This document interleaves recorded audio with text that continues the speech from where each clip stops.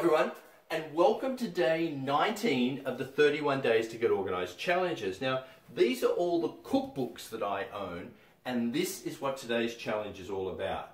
I'd like you to go through your cookbooks and first of all decide how much space you want to assign to them. Then you need to go through the cookbooks and cull the books down to the space that you have assigned. In my case, I've assigned 2 shelves, and that's the limit for the cookbooks that I keep.